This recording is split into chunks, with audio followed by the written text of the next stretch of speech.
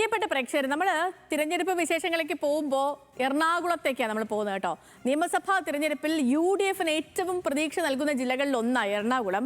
കഴിഞ്ഞ തവണ മധ്യ കേരളത്തിലെ മറ്റെല്ലാ ജില്ലകളിലും UDF അമ്പെ പരാജയപ്പെട്ടപ്പോഴും കട്ടയ്ക്ക് കൂടെ നിന്നത് എറണാകുളം മാത്രമായിരുന്നു. 14 മണ്ഡലങ്ങളിൽ 9 ഇടത്തും വിജയിക്കാൻ UDFന് സാധിച്ചു. എന്നാൽ ഇത്തവണ 14-ൽ 14 നേടി ക്ലീൻ സ്വീപ്പ് ആണെന്നാണ് UDFന്റെ പ്രതീക്ഷ. എന്നാൽ കഴിഞ്ഞ തവണ നേടിയ 5 സീറ്റിനപ്പുറം തൃപ്പൂണിത്തുറ, മൂവാറ്റുപുഴ മണ്ഡലങ്ങൾ കൂടി പിടിക്കാൻ കഴിയുമെന്നാണ് LDFന്റെ കണക്കുകൂട്ടൽ. 2020യുടെ വരവിനു ശേഷമുള്ള തിരഞ്ഞെടുപ്പിൽ നില മെച്ചപ്പെടുമെന്നാണ് NDA ക്യാമ്പിന്റെയും വിശ്വാസം. അബ്ദുൾ റഹീം നമുക്ക് നിലവിലെ സാഹചര്യം എന്താണ് എന്നുള്ള കാര്യം പറഞ്ഞു തരും. റഹീമേ, good morning.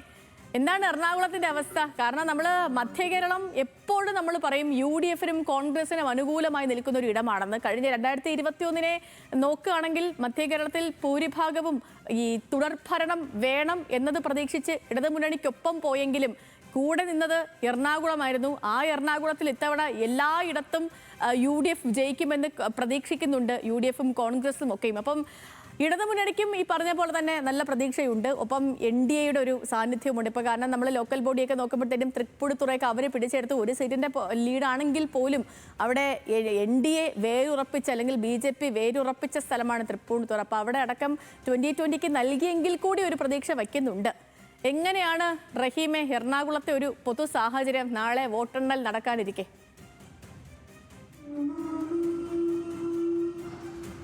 Sethu, good morning. Sethu സൂചിപ്പിച്ചതുപോലെ തന്നെ ഈ കൂട്ടലുകളുടെയും കിഴിക്കലുകളുടെയും മണിക്കൂറുകൾ മാത്രമാണ് ഇനി ബാക്കിയുള്ളത്.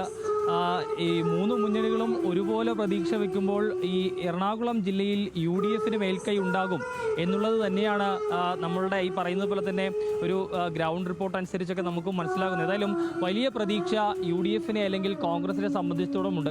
കഴിഞ്ഞ 2021 തെരഞ്ഞെടുപ്പിൽ UDFന്, അതായത് മധ്യ കേരളത്തിൽ മറ്റെല്ലാ ജില്ലകളും എല്ലായ്പ്പോഴും മധ്യ കേരളമാണ് പലപ്പോഴും ഈ UDFന് അനുകൂലമായി നിൽക്കുന്ന ഇത് മധ്യ കേരളമാണ്. പക്ഷേ ആ മധ്യ കേരളത്തിൽ പോലും പലയിടങ്ങളിലും അടിതെറ്റിയപ്പോഴും എറണാകുളം മാത്രം ഈ പറയുന്നത് പോലെ തന്നെ UDFനെ കൈവിട്ടില്ല എന്നുള്ളതാണ്. ആകെയുള്ള 14 മണ്ഡലങ്ങളിൽ 9 ഇടത്തും UDFന് ജയിക്കാൻ കഴിഞ്ഞു. പക്ഷേ അവിടെ കഴിഞ്ഞ തവണ കയ്യിലുണ്ടായിരുന്ന കളമശ്ശേരി മണ്ഡലം കൈവിട്ടു പോകുന്നൊരു സാഹചര്യം ഉണ്ടാവുകയും ചെയ്തു. ഏതായാലും ഇത്തവണ അതായിരിക്കില്ല കഥ എന്നുള്ളത് തന്നെയാണ് UDF ക്യാമ്പിന്റെ വലിയ ആത്മവിശ്വാസം.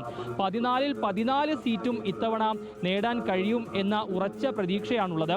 കാരണം കളമശ്ശേരിയിലും അതോടൊപ്പം തന്നെ കുന്നത്ത് നാട്ടിലും വൈപ്പിനിലും അതോടൊപ്പം തന്നെ കോതമംഗലത്തും കൊച്ചിയിലും കടുത്ത മത്സരം നൽകാൻ കഴിഞ്ഞിട്ടുണ്ട് എന്ന വിലയിരുത്തൽ UDF ക്യാമ്പിനെ സംബന്ധിച്ചിടത്തോളം ആത്മവിശ്വാസം നൽകുന്നുണ്ട്. കൂടാതെ ഈ സ്ഥലങ്ങളിലൊക്കെയും കരുത്തരായ ആളുകളെ തന്നെ കളത്തിലിറക്കാൻ കഴിഞ്ഞു എന്നൊരു വിശ്വാസം കൂടി കോൺഗ്രസിനെ സംബന്ധിച്ചിടത്തോളം ഉണ്ട്.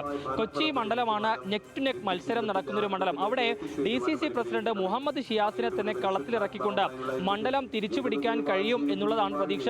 മണ്ഡലം രൂപീകരിച്ച ശേഷം ആദ്യ 2 തവണയും അവിടെ നിന്ന് കോൺഗ്രസ് ജയിച്ചു വന്നപ്പോൾ പിന്നീട് വന്നത് LDF ആയിരുന്നു. കഴിഞ്ഞ 10 വർഷമായി KJ മാക്സിയാണ് മണ്ഡലത്തിൽ നിന്ന് MLA ആയി തുടരുന്നത്. പക്ഷേ ഇത്തവണ അത് കോൺഗ്രസിലേക്ക് മറിയും എന്നുള്ളതാണ് UDF ക്യാമ്പ് കണക്ക് കൂട്ടുന്നത്. കൂടാതെ വൈപ്പിൻ മണ്ഡലം നമുക്കറിയാം, ഈ നിരവധി മത്സ്യത്തൊഴിലാളികളും അതോടൊപ്പം തന്നെ ലത്തീൻ വോട്ടുകളൊക്കെ ഉള്ള മണ്ഡലമാണ്. അവിടെ ലത്തീൻ സഭ വിശ്വാസ കൂടിയായിട്ടുള്ള ടോണി ചമ്മിണിയെയാണ് ഇത്തവണ UDF കടത്തിലിറക്കിയിട്ടുള്ള കോൺഗ്രസ് സ്ഥാനാർത്ഥിയായി. അങ്ങനെ ആ ഒരു സീറ്റ് തിരിച്ചു പിടിക്കാൻ കഴിയുമെന്ന് പ്രതീക്ഷ വയ്ക്കുന്നുമുണ്ട്. ഏതായാലും 2 ജില്ലകൾ, അതായത് മലപ്പുറവും അതോടൊപ്പം തന്നെ എറണാകുളവുമാണ് ക്ലീൻ സ്വീപ്പ് പ്രതീക്ഷിക്കുന്ന ജില്ലകൾ. അതിൽ എറണാകുളം UDFനൊപ്പം തന്നെ നിൽക്കും എന്നുള്ളത് തന്നെയാണ് UDF നേതൃത്വം കണക്ക് കൂട്ടുന്നതിൽ.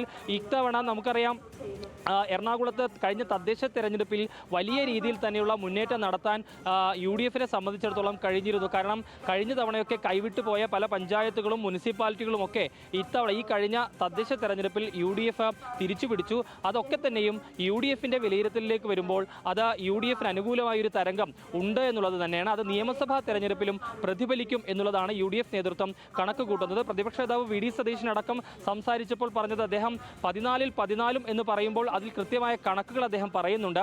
എന്തുകൊണ്ട് UDFനൊപ്പം നിൽക്കുന്നു അല്ലെങ്കിൽ കോൺഗ്രസ് ഈ മണ്ഡലങ്ങളിലൊക്കെ വിജയിക്കും എന്നതിന് കാര്യം അദ്ദേഹം കൃത്യമായ കണക്കുകൾ നിരത്തി കൂടിയാണ് പറയുന്നത്. ഏതായാലും ന്യൂനപക്ഷ വോട്ടുകളൊക്കെ ഏകീകരണം ഈ ഇതിൽ ഉണ്ടായിട്ടുണ്ട് എന്ന പ്രതീക്ഷ അത് UDF ഗുണം ചെയ്യുന്നതാണ്. അതേസമയം LDF സംബന്ധിച്ചിടത്തോളം LDF കഴിഞ്ഞ തവണ 5 ആണെങ്കിൽ ഇത്തവണ തൃപ്പൂണിത്തുറയിൽ കഴിഞ്ഞ തവണത്തെ വൈപ്പിൻ MLA കൂടിയായിട്ടുള്ള K ഉണ്ണികൃഷ്ണനെ ഈ തൃപ്പൂണിത്തുറയിലേക്ക് മാറ്റിക്കൊണ്ട് മണ്ഡലം പിടിക്കാനുള്ള ഒരു ശ്രമമാണ് നടത്തുന്നത്. കാരണം ഇത്തവണ നമുക്കറിയാം K ബാബു മത്സര രംഗത്തുനിന്ന് മാറി നിൽക്കുന്നു. പിന്നീട് അങ്ങോട്ട് ദീപക് ജോയി കടന്നു വരുന്നു. ദീപക് ജോയിയെ കഴിഞ്ഞ തവണ ദീപക് ജോയിയും അതോടൊപ്പം തന്നെ K ഉണ്ണികൃഷ്ണനും മത്സരിച്ച് വൈപ്പിനിൽ ദീപകിനെ പരാജയപ്പെടുത്താൻ ഉണ്ണികൃഷ്ണന് കഴിഞ്ഞിരുന്നു. അതോടൊപ്പം തന്നെ K ഉണ്ണികൃഷ്ണന് വളരെയധികം പരിചയമുള്ള അല്ലെങ്കിൽ ഉണ്ണികൃഷ്ണന് നിരവധി ബന്ധങ്ങളുള്ളൊരു സ്ഥലമാണ് തൃപ്പൂണിത്തുറ. അവിടെ വലിയ രീതിയിലുള്ള മുന്നേറ്റം നടത്താൻ കഴിയുമെന്നും UDF കോട്ട പൊളിക്കാൻ കഴിയുമെന്ന പ്രതീക്ഷ LDF പങ്കുവയ്ക്കുന്നുണ്ട്. അതോടൊപ്പം തന്നെ NDA ഇത്തവണ 2020 ഒപ്പം ചേർന്നതിന് ശേഷം NDA നേരിടുന്ന ഒരു തെരഞ്ഞെടുപ്പാണ്. അതുകൊണ്ട് തന്നെ എറണാകുളം ജില്ലയിൽ വലിയ സ്വാധീനം 2020 ഉണ്ട് എന്നുള്ളതാണ് NDA കണക്ക് കൂട്ടുന്നത്. അത് NDA സംബന്ധിച്ചിടത്തോളം വലിയ പ്രതീക്ഷ നൽകുന്നുണ്ട്. തൃപ്പൂണിത്തുറ BJPയെ സംബന്ധിച്ചിടത്തോളം അവരുടെ A ക്ലാസ് മണ്ഡലമായിട്ട് കൂടി അവിടെ 2020 ആണ് ഇത്തവണ മത്സരിക്കുന്നത്. അത് ഈ പറയുന്നത് പോലെ തന്നെ ഗുണം ചെയ്യുമെന്ന പ്രതീക്ഷ 2020 അല്ലെങ്കിൽ BJPയെ സംബന്ധിച്ചിടത്തോളം ഉണ്ട് എന്നുള്ളത് തന്നെയാണ്. അപ്പോഴും UDF കണക്ക് കൂട്ടലിൽ കൃത്യമായ കണക്ക് നിരത്തിക്കൊണ്ട് തന്നെ ക്ലീൻ സ്വീപ്പ് 14-ൽ 14 മണ്ഡലവും പിടിക്കാൻ കഴിയും എന്നൊരു പ്രതീക്ഷ തന്നെ UDF പങ്കുവയ്ക്കുകയും ചെയ്യുന്നുണ്ട്. ഏതായാലും ഇനി ഈ കൂട്ടിക്കിഴിക്കലുകൾക്ക് അതിൻ്റെ അവസാനം കാണാൻ ഏതാണ്ട് ഒരു മണിക്കൂറുകൾ മാത്രമേ ബാക്കിയുള്ളൂ. നാളെ രാവിലെ ഏതാണ്ട് ഒരു 8:30-9 മണിയോടുകൂടി നിലവിലെ ട്രെൻഡ് എങ്ങോട്ടാണ് എന്നറിയാൻ പറ്റും.